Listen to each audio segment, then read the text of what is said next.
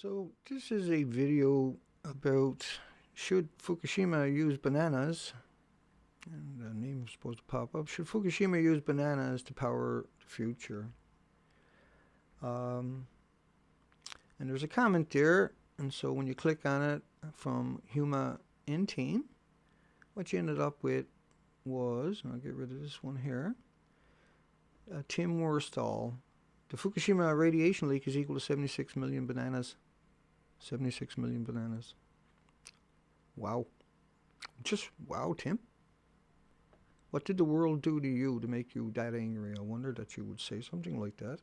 Why didn't your editors catch that? And why didn't your production catch that? Why didn't Forbes catch that? Why would Forbes allow you to put up that headline? I wonder.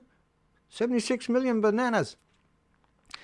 And what he's doing is he's talking about disintegrations per second with becquerels in the nuclear terminology of 40 trillion becquerels released into the Pacific Ocean so far. Now this article came out on the 10th day of 2013, so it wasn't very long ago.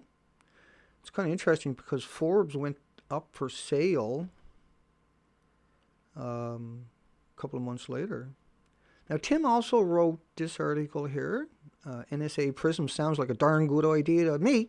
That's what the government is for, to spy on you and track, trace, and database you and watch you all the time. Well, you can't make that stuff up.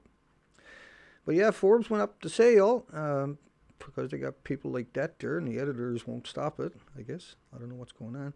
Now, Tim, he's got a blog. It's really bad. I'm not going to dwell on that one. But he was, he's a consultant and a dealer in scadium and other exotic metals. Well, scadium is an isotope. It's a short-lived isotope, which is really interesting, isn't it? That here's somebody that understands that, makes a living off that, but he's claiming that 76 million bananas is the equivalent of the radiation coming out of Fukushima. So what he's doing is he's equating bananas with uranium-234, uranium-235. So if you took a piece of uranium-234, 235, the same size as a banana, you can kill everybody in your community.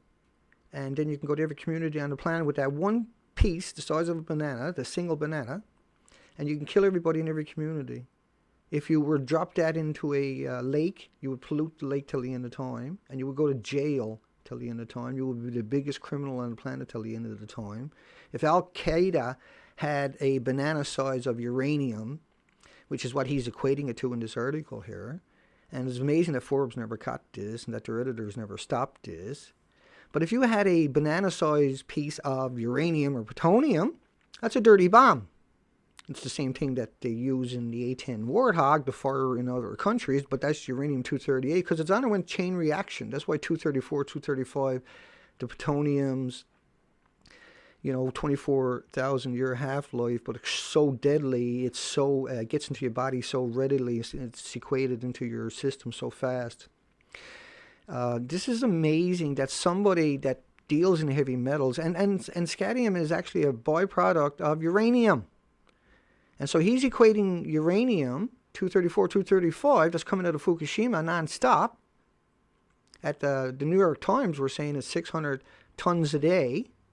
We got peer-reviewed models that show that the ocean is radiated just after the first 2 weeks of the releases in a 6-year period, but that's just using cesium-137,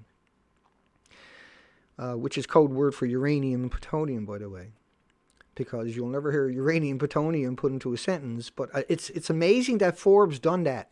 What were they up to that they allowed this creature to write this article? And what is he up to write this article? He got 92,000 views on it.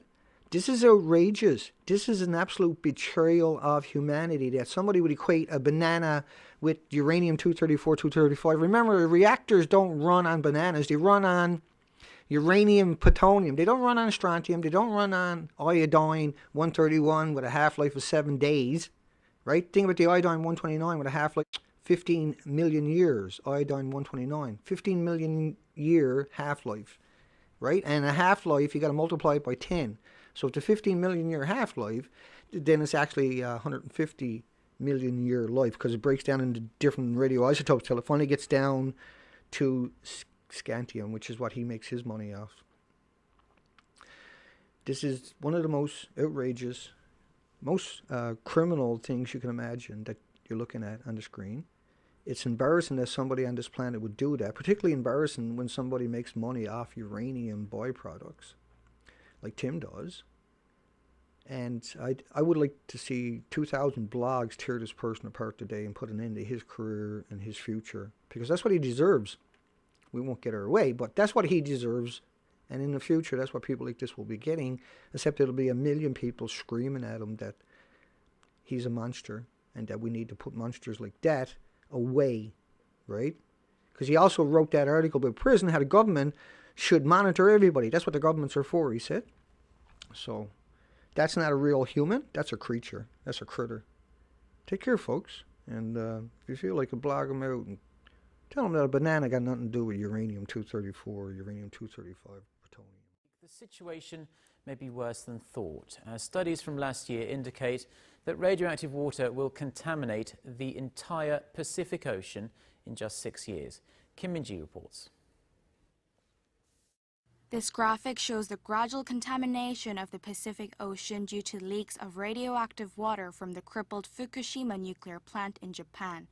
The simulation, which was run by a German Marine Research Institute, shows the entire Pacific waters being polluted by radioactive water in just 6 years.